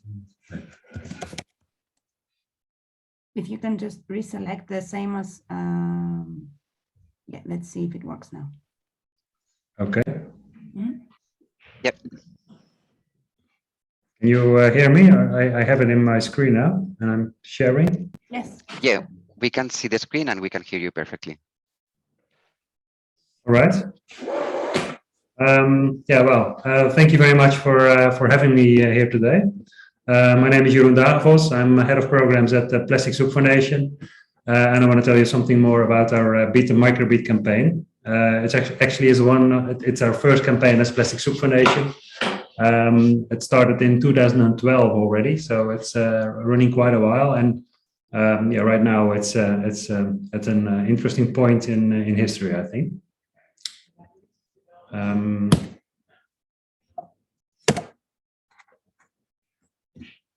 Yep. So yeah, what is a microplastic? Well, most of the people involved in this call already know, so I can go pretty quickly. But yeah, there's actually a loose definition. We name it as smaller than 5 millimeters. And actually, this whole the definition of what is a microplastic, that's actually quite some debate. And I will go into that deeper during this presentation, but. This is actually the one of the core things we are troubled with, that there is not enough. The definition is not complete enough in our opinion. Microplastics, it can be primary microplastics or secondary microplastics, so intentionally added, that's a primary microplastic, but also there are many microplastics actually coming from degradation, for example car tires or from clothing, microfibers. They're very common also in the environments.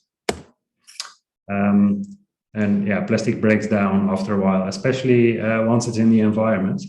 And this is also something, the environment has a big influence on degradation, but also the environment has a big influence on how biodegradable is a plastic, for example. And it's quite complicated to measure because the environment's different a lot with temperatures. Is there enough sunlight or not, or physical stress like in a sea and a beach? But it's a very important question. Where does the plastic go? And we consider plastic, especially microplastics, as actually it's a tiny plastic, but it's actually the biggest problem because it's very available in the food chain. It's almost impossible to clean up. And then this is a picture from the beach of Hawaii. If you're walking around there, then you just see the microplastics, which are actually still quite big, but they are actually entering the beach. And once you realize you're in the middle of the ocean, it's quite a shocking experience actually. It's an estimation that there are up to 50 trillion microplastics in the ocean, and it's really something. It's very, very difficult to retrieve them out of the ocean. So we really have to avoid any more microplastics entering. Well, I already said something about sources, but these are the, we call it the Big Five. Microplastics coming from clothes, cosmetics, car tires, but also the degradation process of packaging, especially single-use plastics, but also paints. Many paints contain plastics. And some of them, for example, paints in shipping, they do get into the environment quite easily. Others maybe less. But these are considerable sources of microplastics. And of course, are plastics is the hazard for us? That's a question we get a lot from journalists, but also from scientists. We're actually starting to worry. And well, it's a quite new area. Research on what does microplastic or even nanoplastic do on the human health. Is there a risk or not? And you're looking at exposure routes, so inhalation, indigestion, and possible effects. We organized the Plastic Health Summit 2 times now. The last one was in October last year, 2021. And yeah, more and more evidence is coming that something is going on, although we still need a lot of new research. And the good thing is there's a lot of research actually going on at the moment, especially in Europe. So expect to have more clearance on this very soon. About the roots, talking about microplastics, it actually started with microbeads. This is an old picture from our campaign, how we communicated it to the public. There is microplastic in your cosmetics, in your toothpaste, in your shampoo, in your scrub. You use it every day, it goes through the sink, and in the end, it ends up in the ocean, entering the food chain. And this was the way people were totally unaware there was plastic in their products, and that's something we started communicating and explaining. Especially in the beginning, these are the microbeads, as they were called, for scrubbing or cleansing. There was quite every jar is actually one product. There was quite some plastic in those products, and those plastics were also very big. If you use the coffee filter would be completely filled with the plastics. These plastics are almost completely phased out in Europe for sure, but also on a global level. This is disappearing, and that's a really good thing, I think. But still, there are many other microplastic, or polymers in plastics. We actually found out that the list became longer and longer, and we consider plastic in cosmetics as a design error. It shouldn't be in there. And we also want to know if the synthetic polymers are in cosmetic products. What are the properties of those ingredients? And especially the question, is it biodegradable or not? And well, this is a little jar of aging cream. I just wanted to show you that. This little jar of cream, for example, it contains 1.5 million microplastics. Those particles are so small, if they enter your body, they can actually get into your organs. I'm concerned about microplastics exposure for humans because of the risk of chronic inflammation. I think it's reason for concern, million microplastics. If women in the Netherlands were to use this every day, we would be emitting a huge amount of microplastics to the environment just from using wrinkle cream.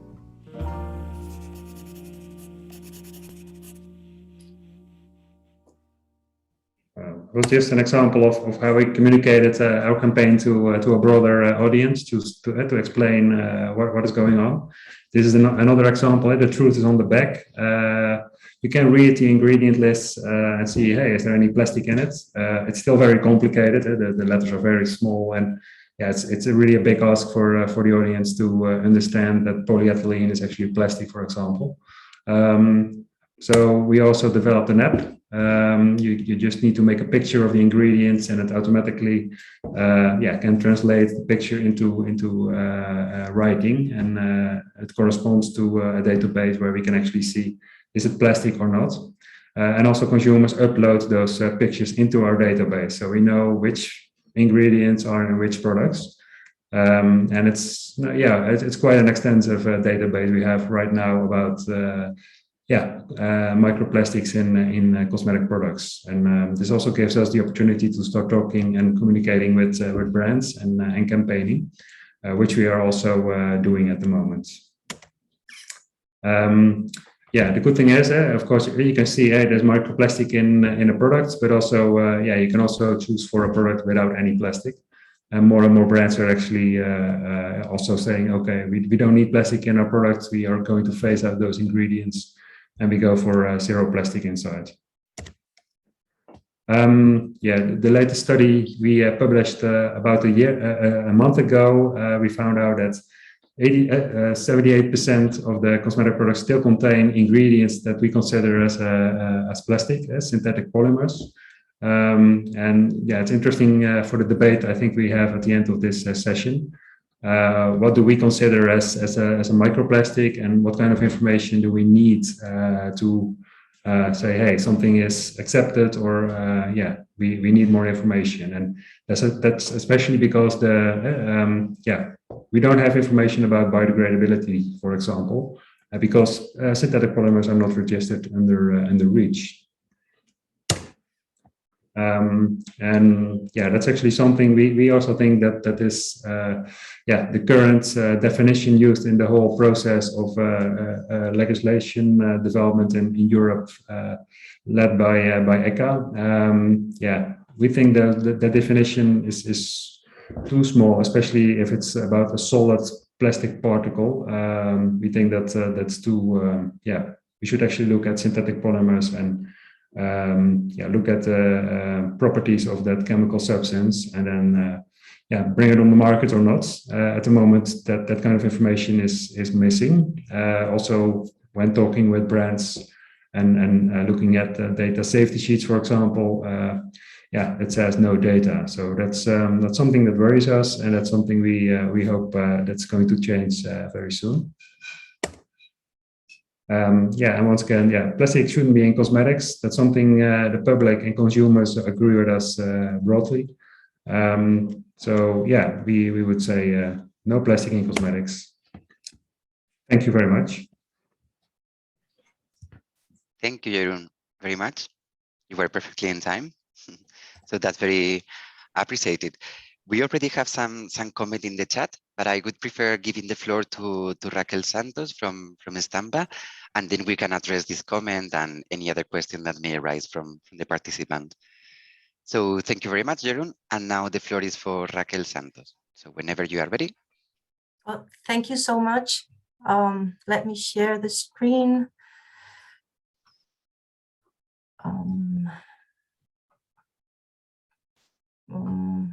Just a second, please. Not sure if you can see the presentation. We can see it, but not in full screen. Okay. Okay, here we go. Yeah, now it's perfect. Perfect. Okay, first of all, thank you so much for inviting us to this talk and for letting us speak about the position of the industry. Well, I would like to talk just briefly about Stampa. Stampa is a trade association. We've got about 30 companies, and we represent the 95% of the sector here in Spain. Most of our companies are SMEs, and just 16% would be in multinationals.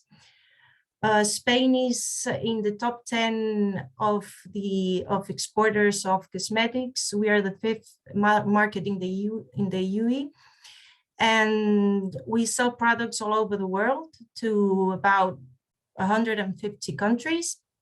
And well, here we have some figures about our turnover. Our board of directors is integrated by the presidents of many companies such as Natura Visé, L'Oreal, Cantabria Labs, or Beiersdorf. So we can say it's a really big sector. So We've already talked about what's a microplastic, so just briefly say that it's a solid polymer containing particles. This is important because for the cosmetic industry, it impacts differently because of the solubility of the products. So what's impacting most in our sectors, it's all about microbeads. And we will talk later about what the industry has done about microbeads. We are very happy about how all companies have faced this challenge. Well, the concern we all know that microplastic have a really negative impact in the environment because of the size and because they are practically impossible to remove from the environment. So we've got some problems such as toxicology or physical dangers because of the ingestion. So this restriction, what says is that you cannot place in the market substances as microplastics in a concentration equal or greater than 0.01%. So in cosmetics, it impacts most every reference. We can see that there is different transitional periods. For microbeads would be in just as in the entry in force. We would have 4 years for the rinse of products, and we will have 6 years for leave-on products.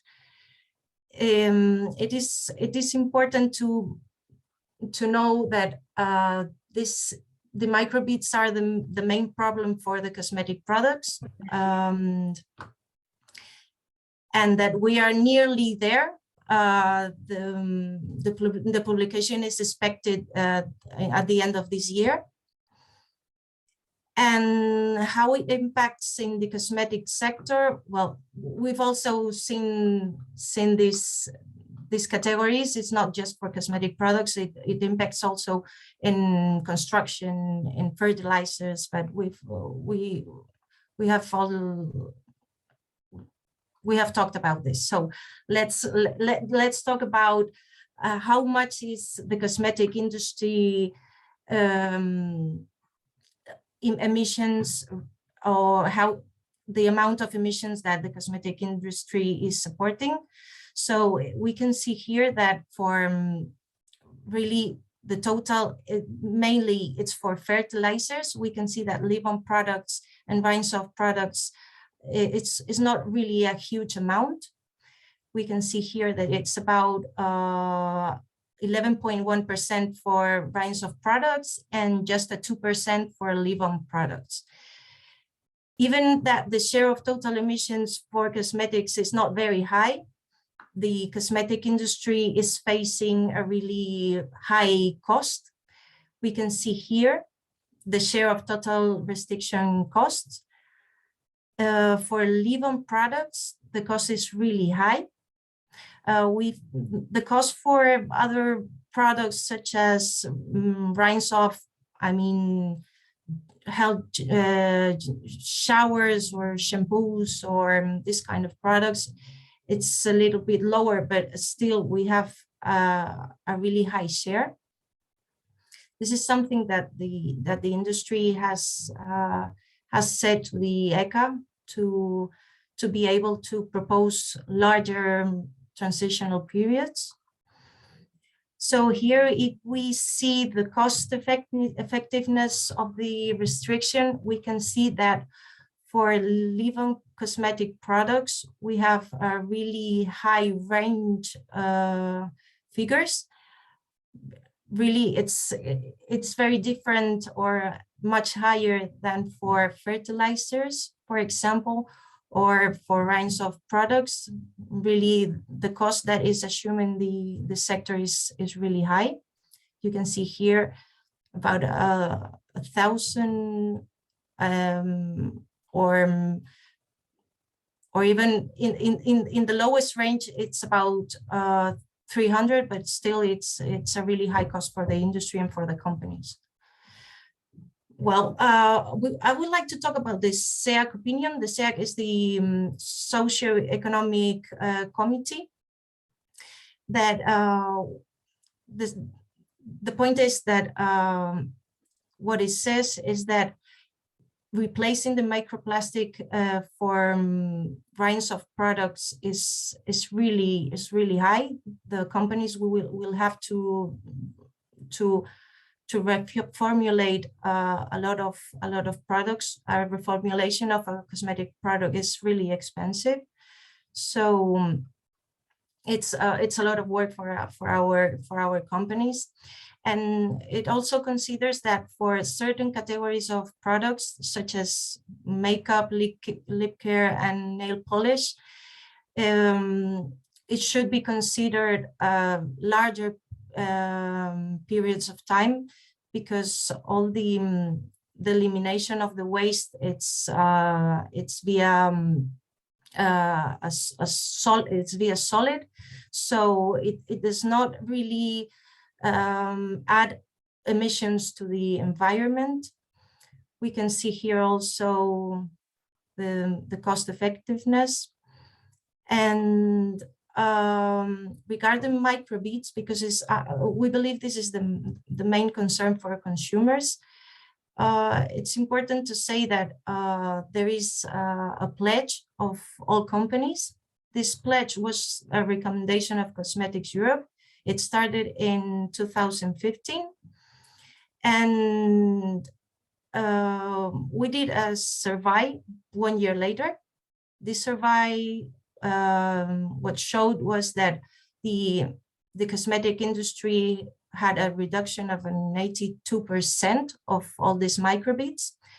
We're talking about 6 years ago, so we believe this is a really good result. If we go to 2018, when the ECA prepared the intention of this restriction, the cosmetic industry had already had a reduction of 97.6% of all microbeads in products. And well, the proposal has been delayed a couple of times, but we may say that probably, if not the total of the products has already replaced this microplastic, but nearly 100% of the products has replaced it. So it's important, and we are really proud to say that we anticipate to this restriction, and that the industry, this sector and the cosmetic sector is really compromised with the environment. It's true that many times people believe that microplastic is mainly a cosmetic issue, but we are proud to say that our sector is really fully committed to improve the environment, and that every company is investing a lot of money in innovation to try to replace this kind of ingredients. Well, that's all. Thank you very much, Raquel, for the presentation and being here today, providing the view from the industry, which is very important, I believe. We already have some comment in the chat. I will read. It's a comment from Algeria, Aslan Bouali. In English, the question is, can we oblige cosmetic producers to indicate the proportion of microplastics in their products, like the Nutri-Score model with an A, B, C, D classification, and give people the choice to consume better?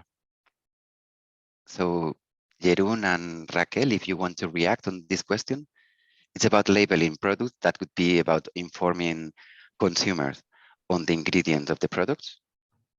Well, there is not a requirement for declaring microplastic on the labeling, but our regulation, we have to declare the ingredient. The problem is that if the actual name of the microplastic is not really known for the consumer. So it's a bit tricky because we don't have to inform. The consumer won't find the term microplastic on the labeling, but as soon as the entry in force of the proposal, there won't be any microplastics. So consumers they can be sure and about the compliance of the regulation. So it's important that the consumer, if they want to avoid in these transitional periods, if they want to avoid this kind of ingredients, they should do a bit of research about what a microplastic actually is. So no specific requirements for cosmetics, but we have to say that the industry and all our companies are facing the challenge quite quickly, and they are anticipating to these requirements. Very good. Jeroen, I think you can react on that. Just to add something, I think it's complicated for consumers to actually understand the ingredient list and what is a plastic or a microplastic. That's very difficult, and even reading the ingredients is already a challenge. I think it's very small letters. I read them a lot. Labeling, I mean, we do have our own label, look for the zero, but that was more like giving consumers an option to choose something without plastic. So we check it in front. Companies actually send us the ingredient list. We can check it. We also go to scientists to ask, are these ingredients plastic or not? And for now, I think that and also in the transition period, we actually are going to promote our app, Beat to Microbeat, to make a picture and you can directly see if there is any plastic in your cosmetic. So that's the way how we do it. But I think a consumer doesn't expect any plastic in its product. So I actually think that the phasing out of microplastics will go quicker once more people are aware of this product contains microplastics. Some competitor doesn't. People. I think it will go far quicker than the 4 to 6 years that are now proposed. I hope. Very good. Pilar Garcia raised the hand. She's also from Estampa. Pilar, if you want to take the floor. Yeah, thank you, Pedro. Hello, good morning to everyone. First, I would like to congratulate my colleague Raquel for her excellent presentation. I liked it a lot. And I would like to emphasize that cosmetics products are safe for consumers. All cosmetics and personal care products available in the EU have to comply with a very strict EU legislation, as she said, requiring throughout safety assessment. And the cosmetic product regulation that actually governs cosmetic products is one of the most stringent and respected regulatory frameworks in the world. I just wanted to emphasize this. Yeah, thank you very much. Okay, thank you, Pilar. And actually there was a comment in the chat about that, which were the control mechanisms for cosmetic products. I saw it in French. Yeah. Okay. So perfectly, of course. I mean, that comment came from Morocco. Of course, countries that they are not in the European Union, they will have their own framework to control this kind of product. But I believe this is the case as many other consumer goods, that they have to be compliant with certain technical criteria, let's say. There is also another technical question, and that's about, it's not so much on the ingredients of microplastics, but on the packaging of cosmetic products. And the question is whether there are migration studies from the packaging to the product. So there could be plastic release from the packaging to the product. That could happen in cosmetics, but also in other products like food and beverage. But yeah, that's the question in the chat. Yeah. If you want to take Some of the speakers? Jeroen? I know from research it actually happened with beverages, for example, and other packaging of food, because that was investigated. But I don't know any research on this, but I can imagine there's some friction from the cap, for example, or yeah, if there's any friction, it might actually, yeah, there might leak something in the product. But it's I don't know any studies on that. One thing I want to say about the packaging, and that was actually the first thing that came in my mind when you talk about packaging of cosmetics. For example, small pouches sold in third world countries. Yeah, that's very common. People don't have the money to buy a big bottle, so they buy one portion of washing your hair, but it is a small plastic sachet. And that is a big problem, and that's something to reconsider in how you package your products. And yeah, that's actually also now something that's happening at the moment. That's soap bars or alternatives of supplying these products, and I think that's important, especially outside Europe, I think. Okay, Pilar. Yeah, I think I saw it somewhere in the chat, maybe also in French. But as you all, I don't know whether everyone is familiar with that, but just to make sure, just to tell you that every product before being placed in the market in the EU must have a dossier, a safety assessment dossier, which includes all the studies regarding migration from the packaging to the product, and from the product to the packaging. So all this is included in the safety dossier. Okay, very good. Thank you for that clarification. I also have a question, if I may, for Estampa, and it's about the leave-on products that you are, I mean, as you explained, the cost for the industry is expected to be very high.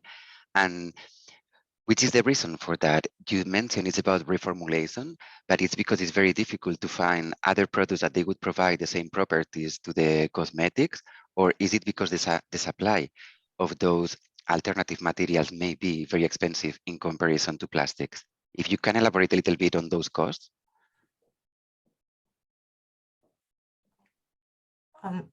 Pilar, not sure if you want to answer this question. If you want to answer it, okay, yeah. Well, obviously, all sustainable alternatives are more expensive, so this is one of the reasons. But another reason is that the development of a cosmetic product takes time. It depends on the product. For example, sunscreens are really expensive because of all of the efficacy tests you have to conduct. So minimum, it's about a year of work to reformulate a cosmetic product. So it's not just the cost of the raw material per se, but it's also all the cost of the tests. I mean, stability, compatibility with the packaging, the efficacy test, and so yeah, it's a lot of work for the companies.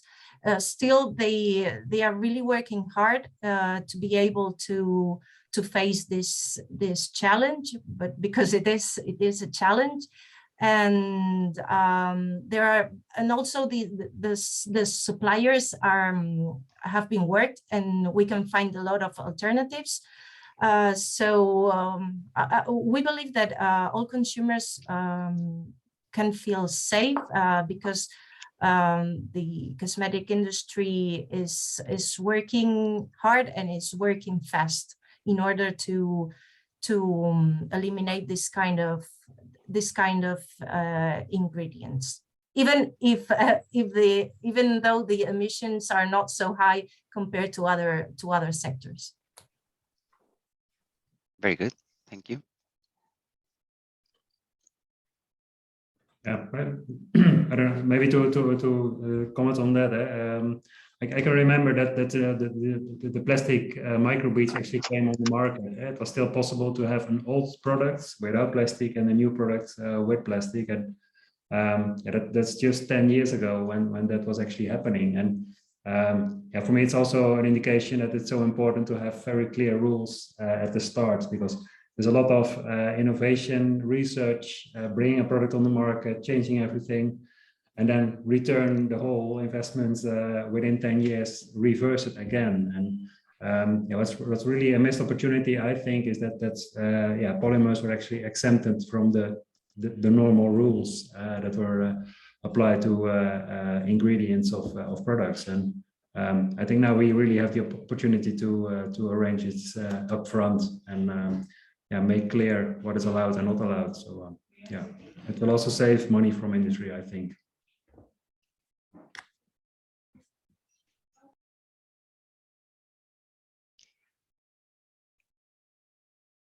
Very good. So yeah, thank you for these questions and answers. I don't see more comments in the chat. There are some comments, but I think they are more opinions and positions. Like if you want to take the floor, you are welcome. But I think it's 4 minutes left for the finalization of the webinar. So I think we can wrap up. Again, thanks a lot to the guest speakers. I know for many of you it's not easy to find the time, and I really appreciate that you are here today. And it was very interesting to have this exchange also with speakers presenting different perspectives on a topic that can be quite controversial. So I really appreciate that you have been here and you have been constructive in this discussion. Next webinar is going to be the last one, the module 3 of this WES activity. It's going to be on measures on microplastics. In this case, we are going to focus on the unreleased from finished products. So here we will enter into a very challenging topic like tires and paints and so on. So this is quite a challenge. And also secondary microplastics, so that will come from larger products like bottles, bags, and so on. So we are going to do a kind of wrap up from previous activity and the kind of measures that can be applied in this sense. So it's going to be the 14th of May. You will receive all the details for that. And here also I would like to mention, we will have an intervention from the Ministry of Spain. And I think that will be very interesting because you will see in a comprehensive manner what a national authority is doing in relation to microplastics. So that's going to be also like overarching in these 3 webinars, because she will speak on monitoring and science, like how the ministry is involved in that, but also the kind of policy measures that they are already implementing in one Mediterranean country. So I hope that will be very interesting for you. And yeah, thanks again to everyone, and see you very soon. Thanks a lot to the interpreters and to the WES team. And yeah, see you soon. Thanks, Pedro. Thanks. Goodbye. Goodbye. Bye.